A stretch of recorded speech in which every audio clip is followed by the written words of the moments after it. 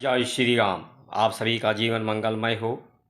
आज की धर्म पर चर्चा भारत संस्कार मंच YouTube channel, Facebook, Instagram, Twitter के माध्यम से, जिसमें आप सभी महानुभावों का वंदन, अभिनंदन एवं स्वागत है। आज की धर्म चर्चा मनुष्य के जीवन में संकट के बादल मंडरा रहे हैं। संकट के बादल बरस रहे हैं। सब संकट में लोगों के जीवन दुख से व्यथित हैं। अपने को श्रेष्ठ बनाने के लिए, महान बनाने के लिए लोग प्रयासरत नहीं हैं। दूसरे के कल्याण करने के लिए लोगों में जिज्ञासा घटती जा रही है। लोगों के कल्याण करने से ही सबका कल्याण होगा। जब आप दूसरे का कल्याण करेंगे, दूसरे को श्रेष्ठ बनाएंगे, तभी आप श्रेष्ठ बनेंगे। स्वयं श्रेष्ठ बनकर आज प्रकृति पर, सृष्टि पर, जनजीवन पर संकट के बादल गहराते जा रहे हैं। बादल हैं ये संकट के, तो ये बरसेंगे ही। उस संकट के बादल से जो बरसकर प्रकृति और सृष्टि का विनाश करेंगे। विध्वंसकारी व्यवस्थाएं बढ़ रही हैं। उस संकट के बादल से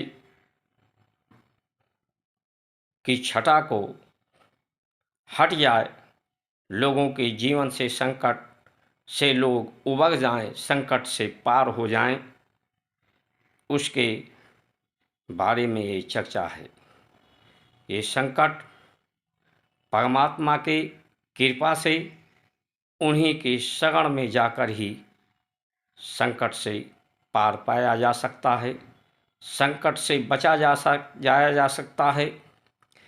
इसलिए आप सभी महान भाव का वंदन, अभिनंदन एवं स्वागत है। इसमें आप सभी लोग सब्सक्राइब, लाइक, शेयर, फॉलो करके एक जनमत संगठित करना है, एक मत करना है। सबको, अनेक को एक करना है। सबको श्रेष्ठ, महान, सामर्थ्यवान बनाना है। भारत को महान बनाना के लिए एकजुट होना आवश्यक है। बुरा जो देखन मैं चला, बुरा न मिलिया कोई, जो दिल देखा आपनो, मुझसे बुरा न कोई। कबीर दास की उल्टी बानी, बरसे कमला भीगे पानी। इस सत्य को, संस्कार, संस्कृति को हमेशा से लोगों ने चुनौती दी है, लेकिन इस चुनौती से कोई, जिसने भी दिया है, इस चुनौती से पार नहीं पाया है। इसी को स्वीकार सभी को करते हुए कोई महान हुआ है। कबीरदास जी ने या और संतों ने कई पंथ बनाए, बौद्ध धर्म, जैन धर्म, कबीरपंथी, लेकिन सिख पंथ, जिसे खालसा पंथ कहा जाता है, लेकिन संस्कार, संस्कृति से कोई हट कर नहीं जा पाया। कबीरदास जी भी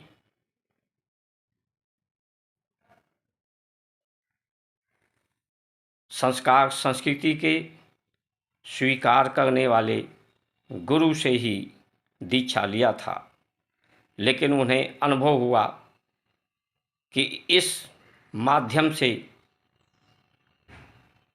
लोगों को श्रेष्ठ नहीं बनाया जा सकता, क्योंकि उस समय उनका विरोध हो रहा था कि ये जात पात के भेदभाव करते हैं, ऊंच नीच का भेदभाव करते हैं, इनका वेशभूषा, भोजन औरों से अलग है। इसलिए कबीरदास जी ने, जो आम लोग थे, उन्हीं की तरह से अपनी वेशभूषा, भोजन, जीवन व्यवस्था बनाया, ताकि ज़्यादा से ज़्यादा उनके लोग साथ में खड़े हो सकें, उन्हें स्वीकार कर सकें। लेकिन उसी बात को उन्होंने उल्टा कहा, उल्टे ढंग से कहा, उल्टे बाणी की तरह से कहा कि बुराई को अगर देखोगे, बुरे को देखोगे, बुराई ही किसी में ढूंढोगे, वैसा ही सोचोगे तो बुरे ही बन जाओगे। ये बुराई तुम्हारे अंदर है, इसलिए दूसरों में तुम्हें बुराई दिखती है। इसलिए श्रेष्ठ लोगों को खोजो, श्रेष्ठ आचरण की खोज हो,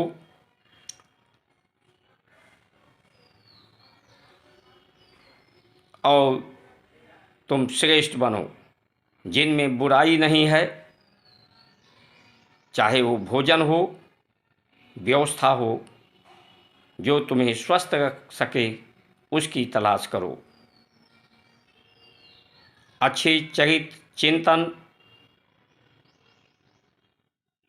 स्वभाव वालों को स्वाभिमानी का तलाश करो, उसे देखो, उसे सुनो, उसके अनुसार बनो। इसी आधार पर हमारा माला जप होता है कि भगवान को जपते हैं। जपने का कारण ही है कि उन्हें जप करके उनके अनुसार बन जाना, उनमें मन लगा करके मन हमारा उनमें लग जाए तो उनके अनुसार चरित्र और चिंतन हो जाए। इसी अनुसार ये विज्ञापन होता है जो टेलीविज़न के माध्यम से, कि जिस चीज़ को बार बार मनुष्य में दोहराया जाए उसी को मनुष्य सही मान लेता है। ये संसार, ये जीवन, ये शरीर कोरे कागज़ की तरह से है, इस पर जो लिख दिया जाए वही पढ़ा जाता है। ये कच्चे मिट्टी की तरह से है, उसे जैसा बनाया जाए, आकार दिया जाए, जो पात्रता दी जाए, वैसा बन जाता है। इसीलिए लक्ष्मण जी ने कहा था स्वयंवर के समय कि ये धरती को मैं हाथ में उठा करके तोड़ डालूं, इतनी शक्ति है, फोड़ डालूं। तो राम ने कहा था कि इस धरती को, सृष्टि को तुम बनाए हो, जिसको कोई बनाता है उसी को बिगाड़ने का अधिकार है। तो कहा मैंने नहीं तो बनाया, लेकिन इसको बनाने वाला मेरे साथ में है, इसीलिए इसे तोड़ने में मुझे कोई समस्या नहीं है, क्योंकि ये टूटकर फिर बन जाएगा। लेकिन वही घड़ा अगर पक जाए तो उसे तोड़कर बनाया नहीं जा सकता है। ये पूरा संसार एक घट की तरह से है, ये घड़े की तरह से है। इसलिए श्रेष्ठ बनने के लिए श्रेष्ठ लोगों की खोज करना आवश्यक है। आज की समस्या सिर्फ बुराई की खोज, एक दूसरे को बुराई देखने, बुराइयों का पड़ताल सभी जगह देखने को प्रायः मिल जाता है। पूरे समाज में लोग ये नहीं चर्चा करते कि श्रेष्ठ कौन है, श्रेष्ठता की खोज, श्रेष्ठ हम कैसे बने, हम महान कैसे बने। व्यक्तिगत लोग महान बनना चाहते हैं कि मैं सिर्फ स्वयं महान बनूं, दूसरे लोगों को तुच्छ समझकर, तुच्छ बना करके अपना कल्याण करूं, दूसरे का कल्याण हो या चूल्हे भार में जाए। लेकिन लोग ये नहीं समझते कि अपना कल्याण तभी होगा जब दूसरे का आप कल्याण करेंगे। आप महान तभी होंगे जब राष्ट्र को महान बनाने के लिए संकल्पित होंगे, विश्व को महान बनाने के लिए संकल्पित होंगे। आज श्रेष्ठ जो संत की बात कही जाए, साधु ब्राह्मण की बात कही जाए, जो सनातन धर्म की रीढ़ आधार हैं, उस आधार को ही समाप्त करने का, विरोध करने का सिलसिला हजारों वर्षों से चल रहा है। स्थिति यहाँ तक पहुँच गई है कि आज संत बनना, श्रेष्ठ होना, महान होना, ईमानदार, समझदार, जिम्मेदार होना, बहादुर होना एक मजाक बनकर रह गया है। कारण यही है कि कोई कोशिश भी करे कि मैं सात्विक आहार करूँगा तो वो कर नहीं सकता, क्योंकि मांसाहार, शराब, बीड़ी, सिगरेट जो भी है वो सूक्ष्म रूप से प्रकृति में प्रदूषण, शोर व्याप्त होता जा रहा है। प्रकृति ही जीवन का आधार है, प्रकृति से ही सब आहरण करते हैं। ये जीवन आयात और निर्यात का नाम है। आयात करते हैं उसे प्रकृति से आयात करके ही शरीर से निर्यात होता है। तो जब इन व्यवस्थाओं को लोग आयात कर रहे हैं, इस आकाश मंडल में लोग निर्यात कर रहे हैं, तो कैसे कोई सात्विक आहार ले पाएगा, सात्विक विचार हो पाएगा। कबीरदास जी के उस जो कारण था सबको श्रेष्ठ बनाने का, वो तो लोग नहीं बन पाए, नहीं बनना चाहते, बल्कि एक पंथ ही सनातन धर्म के विरोध में लोग खड़ा कर लिए। ऐसे और जितने भी पंथ हैं, यानी हमारे संस्कार संस्कृति के ही जो अंग हैं, वही हमसे अलग होते जा रहे हैं। सभी आकाश जो छत है जीवन का, प्रकृति दीवाल के रूप में है और धरती भूमि के रूप में है। ये भी एक मकान है। प्रकृति एक दीवार बनकर खड़ी है। मनुष्य का जीवन भी प्रकृति का अंश है। ये शरीर, ये इंद्रियां हमारी वो दीवार बनकर खड़ी हैं। इस दीवार से पार जाकर ही जीवन है। दीवार के बाहर कुछ आदमी देख नहीं सकता। इन इंद्रियों से जो शरीर है वही प्रकृति है। इस शरीर को साधन तो बनाया जा सकता है उस प्रकृति से पार पाने के लिए, लेकिन प्रकृति को ही पाकर दुख से निवृत्ति, संकट के बादल हटाए नहीं जा सकते, क्योंकि संकट का नाम ही है संसार।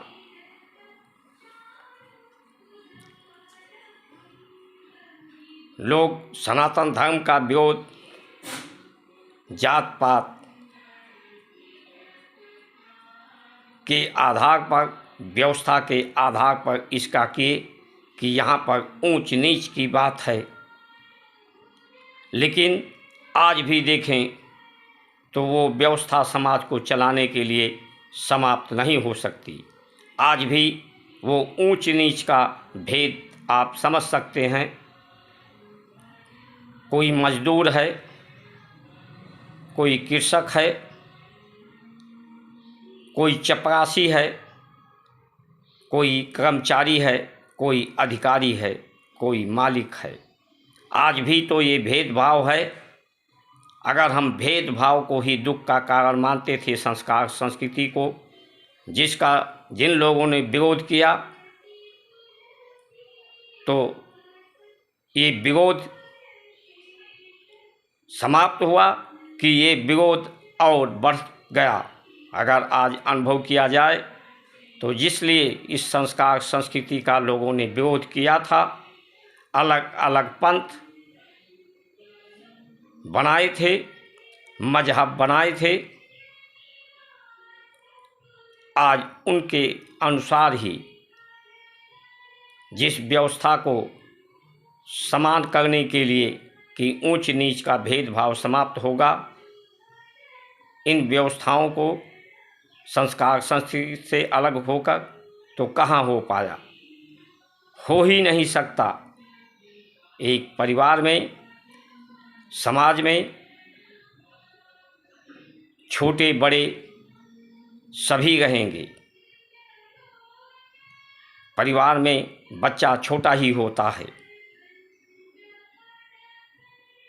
बच्चे होते हैं, जवान होते हैं, बूढ़े होते हैं, सब एक समान होते ही नहीं।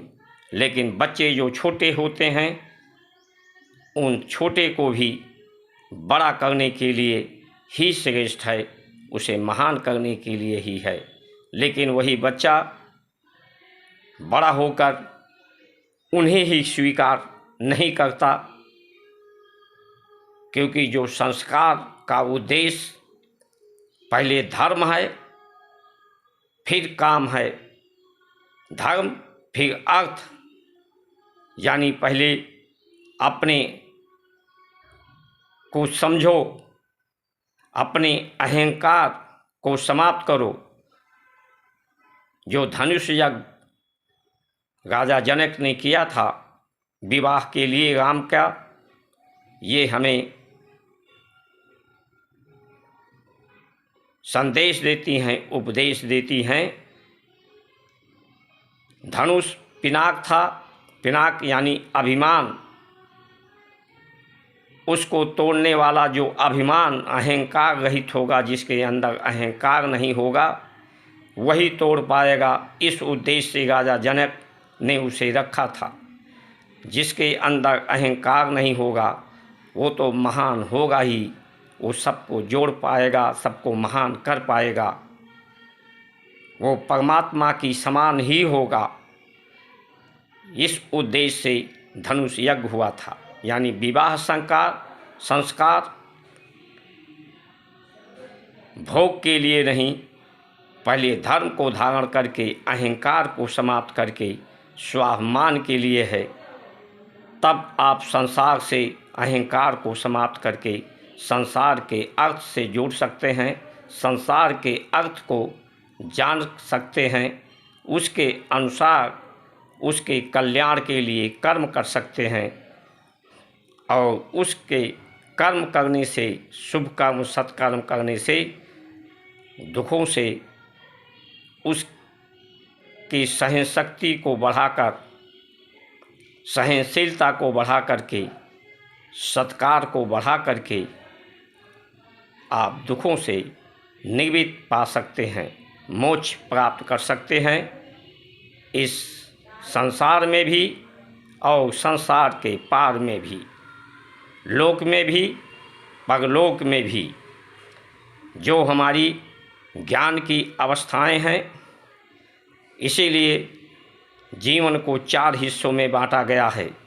धर्म, अर्थ, काम, मोक्ष, चारों को प्राप्त करने के लिए मनुष्य का जीवन जैसे जन्म, जवानी, बुढ़ापा, परिपक्व अवस्था होता है, 4 अवस्थाएं मनुष्य की भी होती हैं मृत्यु की मिलाकर। इसी तरह से 4 पुरुषार्थ हैं अवस्था के अनुसार व्यवस्था। लेकिन ज्ञान को लोग बचपन में उसे उसके शारीरिक अवस्था के अनुसार ज्ञान दिया गया है कि वो जीवन को समझे, संसार को समझे। संस्कार का पर्याय ही संसार के लिए है। संसार सुख का नाम है, जहाँ सुख है वहाँ दुख भी है। दुख को सहन शक्ति बढ़ा करके दुख से निवृत्ति करे। संस्कार के लिए, संसार के लिए संसार के अर्थों को समझे, संसार के बनाने वाले के अर्थ को समझे, उसके कल्याण के लिए सबको एक साथ मिल बैठकर जुड़कर दुख सुख में सब साथी बने, सहयोगी बने। ये संस्कार का उद्देश्य है। जब व्यक्ति परिपक्व हो जाता है, तब वो संसार से पार पाने की ज्ञान की अवस्था, जैसा आज लोग कहते हैं ज्ञान हर जगह ज्ञान को लाते हैं। ज्ञान व्यक्ति को पूर्ण अवस्था में, परिपक्व अवस्था में प्राप्त होती है। ऋषियों ने इसीलिए जीवन को 4 हिस्सों में बांटा है। उस समय इंद्रियां स्वयं शिथिल हो जाती हैं, इनकी भोग वासनाएं अवस्था के अनुसार शिथिल हो जाती हैं, मन स्थिर होने लगता है। उस समय की अवस्था ज्ञान को प्राप्त करने, सत्य ज्ञान प्राप्त करने की होती है। बचपन में और जवानी में सेवा का समय होता है।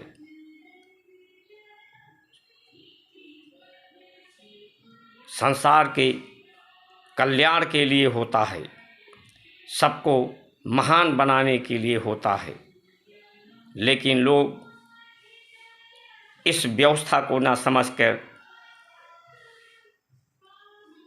उसका ही विरोध करने लगते हैं, बगैर जाने समझे बूझे। आज भी जो व्यवस्था है, इस व्यवस्था को अनुभव के अनुसार, अनुभव हर तरह से कर लिया गया। पंथ अलग बनाकर, संविधान अलग बनाकर, आज ये संविधान ही हमारे संस्कार संस्कृति के अनुरूप नहीं है।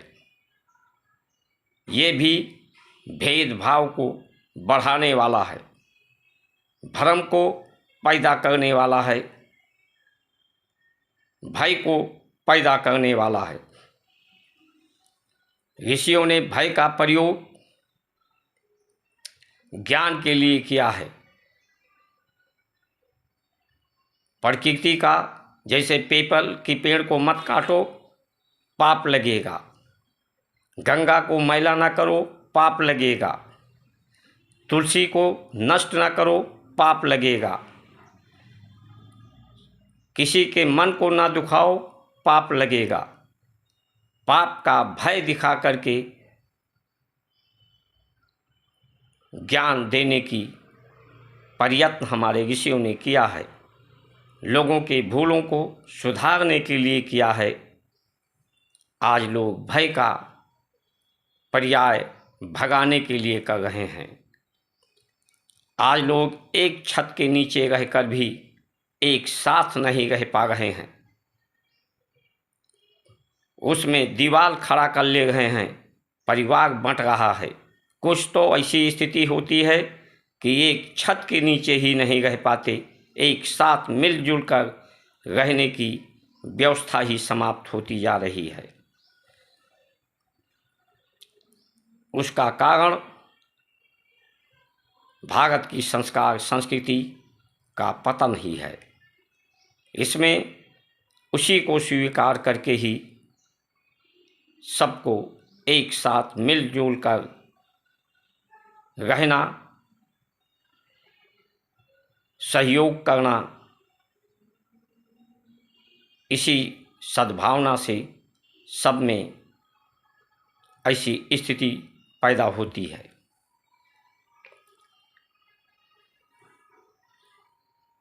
इसलिए आज जो व्यवस्था है, उस व्यवस्था को बदलने के लिए 2024 का चुनाव हो, सबको श्रेष्ठ बनाने के लिए, महान बनाने के लिए, दुखों के बादल जो संकट छाए हैं, वो छाया संकट के बादल हट जाएं, छंट जाएं। उसके लिए प्रकृति सृष्टि के ऊपर जो संकट के बादल गहराते जा रहे हैं, इसे विनाश की तरफ उससे बचाने के लिए, भेदभाव को समाप्त करने के लिए हमारा संवैधानिक, वैज्ञानिक, न्यायिक, पारिवारिक सभी व्यवस्थाएं भारत की संस्कार संस्कृति के अनुरूप हों, तभी सभी श्रेष्ठ बनेंगे, महान बनेंगे, एक बनेंगे, सामर्थ्यवान बनेंगे, संकटों से सब उबर पाएंगे, पार पाएंगे। इन्हीं वचनों के साथ आप सभी का सुमंगल कामना करते हुए जय श्री राम।